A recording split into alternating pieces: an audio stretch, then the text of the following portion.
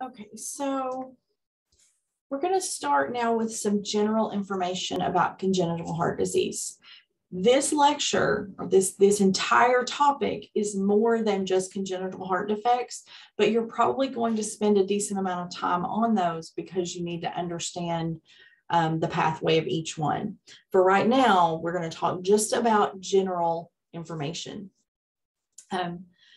Congenital heart defects are a major cause of death other than prematurity in the first year. The most common is ventricular septal defect, meaning an opening between the two ventricles. There are different factors. There's not a specific genetic, you have these genes, you're going to have it, or there are a lot of risk factors. But most kids with a heart defect have more than one risk factor. There are maternal risk factors. If the mom is chronically ill, if the mother uses alcohol or other drugs, or is exposed to toxins in utero, or some specific infections, those will increase the risk. But there are some very needed medications that also increase the risk. And so sometimes for patients with specific issues, like patients with epilepsy, they may need to be transitioned to a safer medication prior to getting pregnant. There are familial risk factors. If a parent or sibling has a defect, it's much more likely. If a sibling has a defect, it's about 3%. If a sibling has hypoplastic left heart syndrome, there's about a 10% chance that other siblings in that family will have some congenital heart defect. There are individual risk factors. Chromosomal abnormalities, especially Down syndrome and Turner syndrome, are associated with a higher risk. There are some other specific genetic syndromes, and a child with one congenital anomaly is more likely to have others. So to understand congenital heart defects, you have to remember what you know about how the vascular system, the cardiovascular system works. Remember that in utero, blood is circulated through the placenta, returns, and most of it is shunted away from the right side of the heart over to the left to go back out to systemic circulation and back to the placenta, because the lungs are not oxygenating. Okay, so remember that we have those openings, the foramen ovale and the ductus arteriosus and the ductus venosus, but it comes into play less with congenital heart defects. So at birth, when the baby takes that first breath, oxygen level increases, and that causes the pulmonary vessels to relax. So that decreases the pressure in the pulmonary artery. The cord pulse stops, or the cord's cut, and that increases the pressure in the aorta, which equalizes the pressure, hopefully, between the aorta and the pulmonary artery. And that allows blood to stop being pushed over into the aorta instead of going to the lungs. So that increases blood flow to the lungs and decreases what's going into the system at one time. And it also allows that ductus arteriosus to begin to close.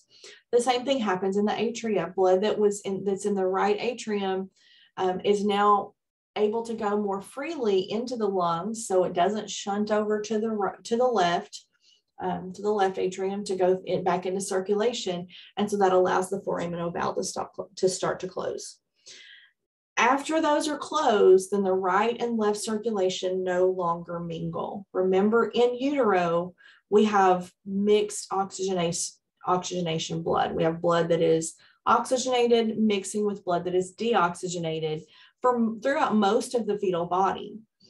After birth, when those pathways close, we have oxygenated blood going out to the body, returns deoxygenated, goes to the lungs, returns oxygenated. So remember, it's the figure 8.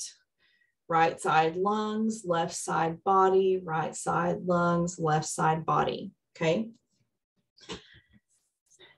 Okay. You need to understand some principles of hemodynamics. When blood leaves the heart, whichever side it's on, okay, it's going to be coming from the right ventricle or the left ventricle. It's always going to go from a high pressure to a low pressure area. and it's going to follow the path of least resistance. Think about when you pour water on the ground, it's always going to take the path of least resistance, right? It goes to the lower area. When you have water going through a water hose or a pipe, imagine you have like a water hose, think of a flexible pipe, and you pinch, you have a V, okay, it separates, and you pinch one side, more pressure is going to go to the other side, right? So it's going to follow the path of least resistance and go from higher to lower pressure. It's going to flow faster if there's a bigger pressure difference, okay? It's going to flow slower if there's a lower pressure difference, and that's called the pressure gradient. So if the pressure gradient is higher on one side, the blood's going to go faster. If the pressure gradient is lower, it goes slower. Pressure on the right side is normally lower than the left because there's less blood vessels and less blood in that side of the system. So it's usually higher it's usually higher on the left side. Okay, that's why the left ventricle gets larger than the right ventricle. Now, if those openings don't close once the pressure equalizes somewhat, if they don't close, then you're really going to have, because you've got more blood on this side, you're really going to have a left to right shunt if that doesn't close. But if something keeps the pressure higher on the right side, you're going to have a right to left shunt. So what would keep the pressure higher on the right side? If those pulmonary vessels don't relax, okay? There are some other things that we're going to talk about. So what we're talking about with each one of these is hemodynamics. How does the blood flow? All right. Traditionally, heart defects have been classified as cyanotic or acyanotic based on that blood flow. That classification is still used in practice a lot, but it's moved out of the textbooks and it's kind of on its way out because kids can actually have cyanosis no matter what type of defect they have. Just know that there are cyanotic versus acyanotic. That classification was based on whether less blood's going to the lungs would lead to cyanotic or more blood's going to the lungs, which would be acyanotic. Now they classify by hemodynamics, and that means increased pulmonary blood flow, so what sends more blood to the lungs, decreased pulmonary blood flow, what sends less blood to the lungs, obstruction to flow out of the heart, so blood cannot get out of the heart effectively, and then mixed blood flow, okay? In the next section, we're going to begin with defects that cause increased pulmonary blood flow.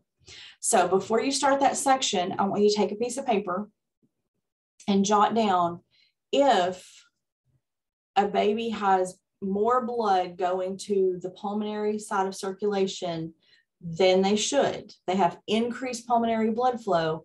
What effects do you think that will have on the baby?